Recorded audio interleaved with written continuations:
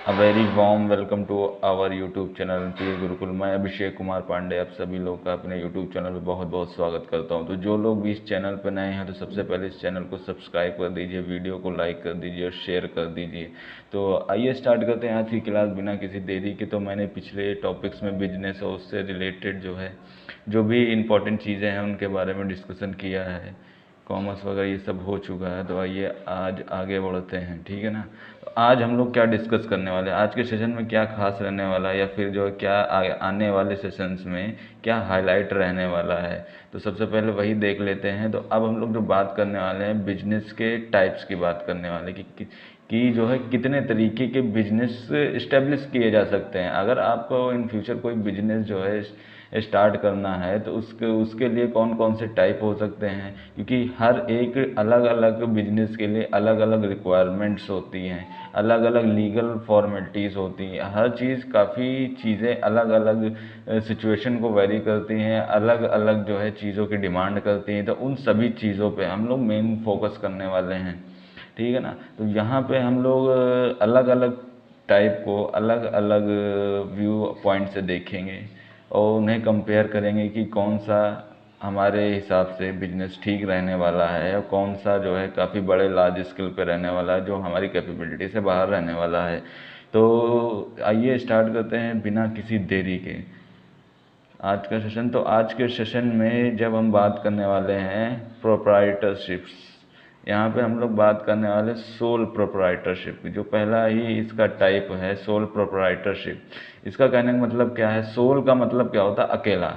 अकेले बंदे में अकेले इंसान द्वारा चलाया गया जो भी बिजनेस होगा उसे सोल प्रोप्राइटरशिप या फिर सोल ट्रेड बोलेंगे, क्योंकि इसमें एक ही बंदा होता है जो उसका सब काम करेगा, मैनेजमेंट से लगा करके उसके वर्कर तक वही सब कुछ देखने वाला है। चाहे बिजनेस का मैनेजमेंट कैसे होने वाला है, या फिर जो है उसके अंडर में कौन कौन लोग काम करेगा, या फिर वो खुद काम करेगा, इसके बारे में जितना भी डिसीजन होने वाला है, जितना भी फ्यूचर में बिजनेस की प्रोग्रेस से रिलेटेड जितना भी डिसीजन होने वाला है वो सब उस इंसान को ही करना पड़ेगा। मतलब वो बिजनेस जो है टोटली इस इंसान के सोल प्रोप्राइटरशिप में एक इंसान के ही इर्द गिर्द घूमेगा।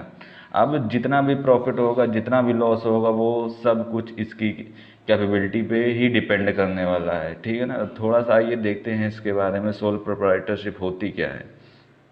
तो जैसा कि हमने बताया मैं कि ये एक सिंगल इंसान द्वारा रन किया जाता है। अब एग्जांपल के थ्रू यहाँ पे स्लाइड पे जो है आपको समझाने की कोशिश करते हैं, ठीक है ना। तो the business which is owned and manage by a single person is called as a sole proprietorship. जैसे यहाँ पे एक डेफिनेशन दी हुई है, तो मतलब इसमें जो है बिजनेस ओन भी एक इंसान के द्वारा किया जाएगा, मैनेज भी एक इंसान के द्वारा किया जाएगा, उसे सोल प्रोप्राइटरशिप के अंदर जो है इंक्लूड किया जाता है, ठीक है।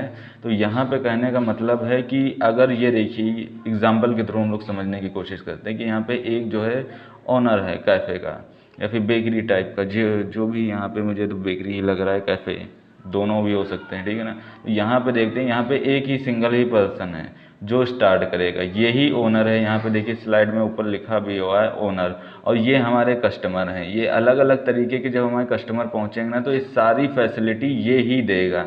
अगर बिल बनाना हुआ तब भी यही देगा, और अगर सामान देना हुआ तब भी यही देगा, अगर कुछ भी मैनेजमेंट से रिलेटेड काम है तब भी यही देखेगा। लेकिन इसका मतलब ये बिल्कुल नहीं होने वाला है कि ये दूसरा, मतलब कोई अपनी हेल्प के लिए इंसान अदर रख ही नहीं सकता, ये बिल्कुल भी गलत है, ठीक है ना। यहाँ पे कहने का मतलब है अगर इसका बिजनेस धीरे धीरे एक्सपेंड कर जाएगा, बढ़ जाएगा, तो ये इंसान मैनेजमेंट अपना खुद कर सकता है, और चाहे तो यहाँ पे अपने जो भी काम है अलग अलग काम के लिए अलग अलग वर्कर रख सकता है। लेकिन इसका जो मैनेजमेंट और जो इसका जो स्वामित्व होगा वो केवल और केवल एक ही इंसान पे होगा, एक ही इंसान पे पूरा दारोमदार होगा कि कैपिटल लाया जाए, या उसी के नाम से ही बिजनेस रन किया जाएगा और मैनेजमेंट भी उसी के द्वारा किया जाएगा, ठीक है ना। तो यहाँ पे कहने का मतलब है कि जो भी बिजनेस जो एक पर्सन के द्वारा ओन किया जाता है, उसी के नाम से चलाया जाता है और उसी के द्वारा मैनेज किया जाता है, वो सोल ट्रेड में आता है, सोल प्रोप्राइटरशिप में आता है।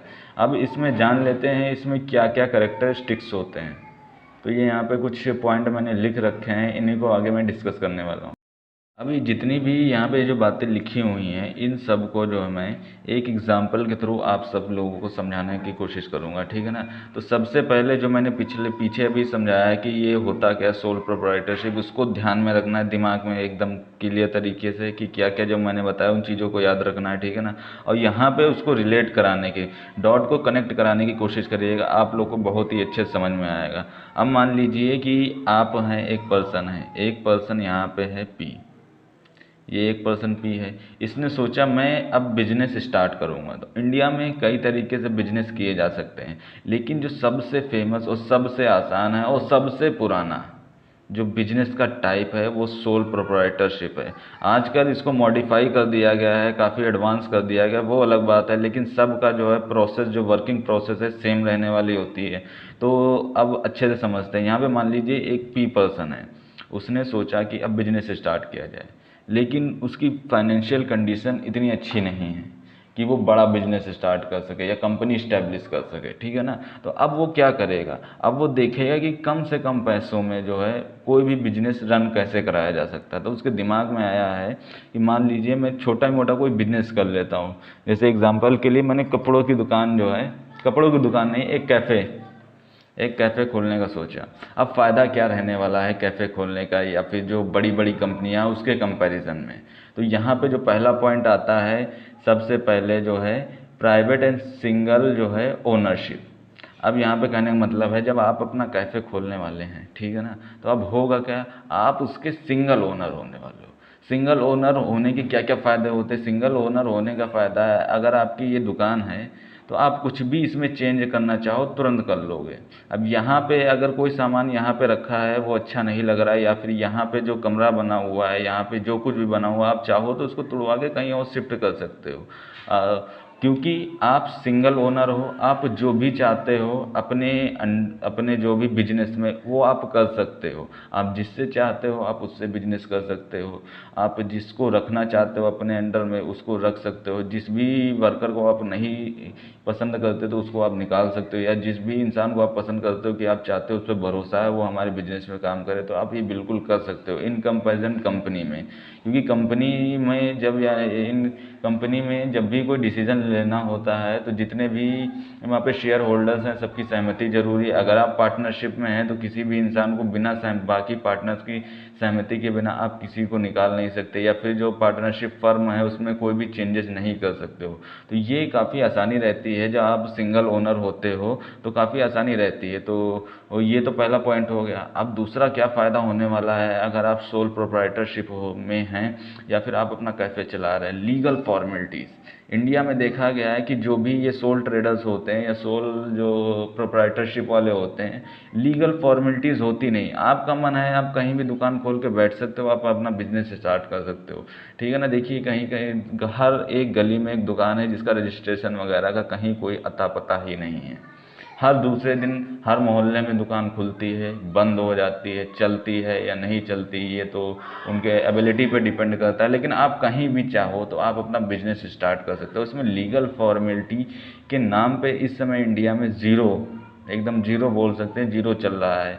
क्योंकि अब तो जीएसटी के थ्रू धीरे धीरे चीज़ें प्रोसेस में लाई जा रही है, जिससे इन सभी चीज़ों को एक लीगल फ्रेमवर्क में ढाला जाएगा, लेकिन वो भी काफ़ी दूर की बात है। आप जो अभी जो प्रेजेंट टाइम की मैं बात कर रहा हूँ, लीगल फॉर्मेलिटीज़ ना के बराबर है। कोई भी इंसान किसी भी उम्र का हो बिजनेस स्टार्ट कर देता है, चाहे आप जितने ही बड़े हो जाएं, चाहे आप जितने 60+ हो जाएं, या फिर आप जो है अंडर एज हैं, बिलो 14 ईयर हैं, आप चाहें तो अपनी दुकान खोल सकते हैं और खोलते हैं, इंडिया में चल ही रही है।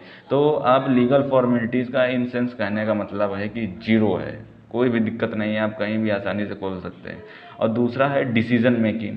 ये चीज़ अभी पहले डिस्कस हो चुकी है कि आपकी डिसीज़न मेकिंग बहुत अच्छी होने वाली है, या आपकी एबिलिटी पर ही निर्भर करने वाला है। अब ये ही नहीं है कि डिसीज़न मेकिंग का मतलब ये ही नहीं है आपका जब मन आया तब आप तोड़ फोड़ करने लगे या फिर कोई भी चेंजेस करने लगे।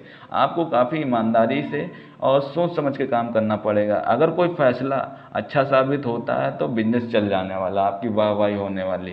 अगर आपकी बिजनेस आपकी कैपेबिलिटी उतनी अच्छी नहीं है तो आप इसकी लंका भी ढहा सकते हो अपने गलत फैसलों की वजह से। तो काफ़ी ये इंपॉर्टेंट हो जाता है, आपकी एबिलिटी पे टोटली डिपेंड कर देता है कि आपके डिसीजन मेकिंग प्रोसेस कैसे होती है। क्योंकि इंडिया में रोज़ रोज़ कहीं ना कहीं बिजनेस स्टार्ट होते हैं और बंद हो जाते हैं क्योंकि उनकी डिसीजन मेकिंग इतनी अच्छी नहीं होती।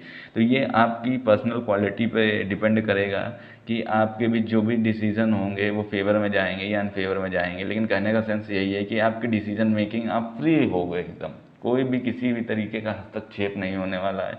आप बिल्कुल जो सोचोगे, जो समझ में आएगा वो किया जाएगा, क्योंकि आप सिंगल ओनर हो उस कैफ़े के या उस बिजनेस के। ठीक है ना। तो अब बात कर लेते हैं, ये तो चलिए डिसीजन मेकिंग वगैरह हो गया। फंड रेजिंग, फंड रेजिंग का कहने का मतलब है फंड यहाँ पे कैपिटल से ही मान लीजिए। अगर आपने, अब हमारा जो कैफ़े है, अब इसके लिए क्या हो रहा है, आपकी डिसीजन मेकिंग अच्छी है तो आपने इसको धीरे धीरे बड़ा कर लिया, आपका बिजनेस काफ़ी अच्छा है। लेकिन अभी आपका मतलब जहाँ भी आपने कैफ़े खोला था वो छोटा सा ही एरिया है, ये मान लीजिए छोटा सा एरिया। अब आप इसको ये बड़े वाले एरिया तक फैलाना चाहते हो या फिर बड़ा करना चाहते हो। तो अब दिक्कत क्या आएगी, दिक्कत है यहाँ पे ये आने वाली है कि अब जब अपना कैफ़े बड़ा करना चाहते हो तो अब सबसे बड़ी समस्या आपके पास फंड नहीं है। क्योंकि आप अभी तक तो फ़ायदा हो रहा था हमारा क्योंकि सिंगल ओनर थे, लेकिन अब यहाँ पे नुकसान होने लगा। नुकसान ये होने लगा कि आपका प्रॉफिट तो अच्छा हो रहा है, आपकी जान पहचान बढ़ रही है, लेकिन दिक्कत ये है कि आपके पास पैसा नहीं है। अब पैसा नहीं है तो बिजनेस आगे बढ़ने कैसे वाला है। तो आपके पास जो फंड रेजिंग के साधन होते हैं वो लिमिटेड होते हैं, क्योंकि आप सिंगल पार्टनर हो, यहाँ पे सिंगल पार्टनर नहीं सिंगल ओनर हो। तो सिंगल ओनर होने का नुकसान क्या, आपकी पहचान बहुत लिमिटेड होगी, आपके फैमिली तक ही है या फिर दोस्तों तक, जितने भी हो मतलब कम ही हो एक कंपनी के कंपैरिजन में या फिर एक पार्टनरशिप में। तो फंड रेजिंग की समस्या आती है, लेकिन आप लोन वगैरह ले सकते हो। तो यहाँ पे कहने का मतलब है अगर कंपैरिजन करें कंपनी से या फिर पार्टनरशिप से या फिर अदर जितने भी बिजनेस टाइप से हैं तो उनको आसानी से फंड रेज हो जाता है। लेकिन यहाँ पे जो हम लोग का सोल ट्रेडर है वो उसको काफ़ी दिक्कतें आती है, क्योंकि उसके साधन जितने भी होते हैं वो लिमिटेड ही होते हैं। अब जब साधन लिमिटेड है तो उसकी फंड रेजिंग भी काफ़ी कम होती है। कहने का मतलब यहाँ पे कम कैपिटल जो है आपको मिलती है, और ये काफ़ी अच्छा भी है। आपका अगर बिजनेस छोटे लेवल पे है तो आपको कम फंड की ज़रूरत पड़ेगी, और आप धीरे धीरे करके, आप एकदम से नहीं, धीरे धीरे करके आप उस चीज़ को बढ़ा सकते हो। ठीक है ना। तो ये इंडिया में काफ़ी जो है पॉपुलर है कि बिजनेस स्टार्ट कर लिया गया, फिर धीरे धीरे करके जो है उसको आगे जो है इंक्रीमेंट कर दिया गया उस बिजनेस का। अब बात कर लेते हैं अगले पॉइंट की। अब अगला जो पॉइंट आता है share of profit and loss. अब ये जो भी हमारा जो पी पर्सन का ये जो बिजनेस था उसका जो भी प्रॉफिट रहने वाला वो इसकी एबिलिटी पे डिपेंड करने वाला, पी की। अगर ये जो बंदा है ये अच्छे डिसीजंस लेता है, अच्छी डिसीजन मेकिंग है, अच्छा जो है इसका मैनेजमेंट है, अच्छा इसका व्यवहार है, तो आप ये मान लीजिए इसका बिजनेस बढ़ता ही बढ़ेगा ही बढ़ेगा, लगातार ग्रो करता ही जाएगा अगर इसकी एबिलिटी अच्छी है। और इन केस इसकी एबिलिटी अच्छी नहीं है, ये अच्छे फैसले नहीं ले पाता है, लोगों से इतना जो है इसका अगर इसका स्वभाव अच्छा नहीं है, लोगों से इसका कम्युनिकेशन स्किल थोड़ा सा गड़बड़ है, तो इसका बिजनेस बिल्कुल लंका की तरह ढहा जाने वाला है। तो जो भी होगा इस अकेले ही बंदे का होगा। अगर इसकी एबिलिटी अच्छी है और इसने प्रॉफिट लगातार गेन कर रहा है तो केवल इसका अधिकार होने वाला है। अगर इसके जो नीचे एम्प्लॉयज़ ने रख रखे हैं तो उसका सिर्फ सैलरी होने वाला है, बाकी जितना भी प्रॉफिट होगा या लॉस होगा ये इसकी कैपेबिलिटी पे डिपेंड करता है और इसके जो है टैलेंट पे डिपेंड करता है। अब जो लास्ट पॉइंट मैं आपको समझाने वाला हूँ वो गॉन बाई ई एक्ट। कहने का मतलब है कि इस पे जो है अभी कोई प्रॉपर एक्ट नहीं आया है। सोल प्रोप्राइटरशिप पे हमारा कोई एक्ट नहीं होने वाला है या फिर हुआ नहीं है अभी तक। जैसे हम लोग कंपनी के लिए कंपनी एक्ट है, पार्टनरशिप के लिए पार्टनरशिप एक्ट है, और बाकी और भी चीज़ों के लिए एक्ट बनाए गए हैं, इंश्योरेंस एक्ट, बैंकिंग एक्ट, इन सभी एक्ट के थ्रू उनके जो बिजनेस हैं वो रन कराए जाते हैं। लेकिन अगर सोल ट्रेड या फिर सोल प्रोप्राइटरशिप की बात की जाए तो उसके लिए कोई भी जो है हमारा जो है अभी जो है मतलब गवर्नमेंट की तरफ से कोई एक्ट आया नहीं है प्रॉपर। और जीएसटी के थ्रू इन लोगों को कोशिश की जा रही है कि लगातार जो है इन लोग के अंडर में लिया जाए, जिससे गवर्नमेंट का जो नुकसान हो रहा है टैक्स वगैरह का उसको काफ़ी हद तक भरपाई की जा सके।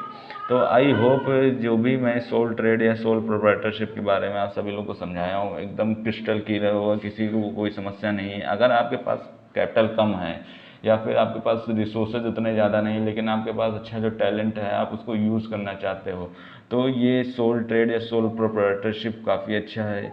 और इस समय आपने ट्रेंड में देखा ही होगा कि करोड़पति चाय वाला, जिसने एमबीए करके चाय का बिजनेस स्टार्ट किया, वो काफ़ी अच्छी उसकी अर्निंग है। तो कहने का मतलब आपके टैलेंट सोल ट्रेड में आपका सिर्फ और सिर्फ टैलेंट जो है मायने रखता है, आप क्या करते हो वो मायने नहीं रखता। अगर आप में टैलेंट है तो आप चाय का बिजनेस भी करके काफ़ी अच्छे लेवल पे आप उसको ले ले जा सकते हो। तो आई होप आप सभी को आज के सेशन में मज़ा आया होगा, कुछ सीखने को मिला होगा। अगर आपको सीखने को मिला है तो वीडियो को लाइक कर दीजिएगा और शेयर भी कर दीजिएगा। Thank you.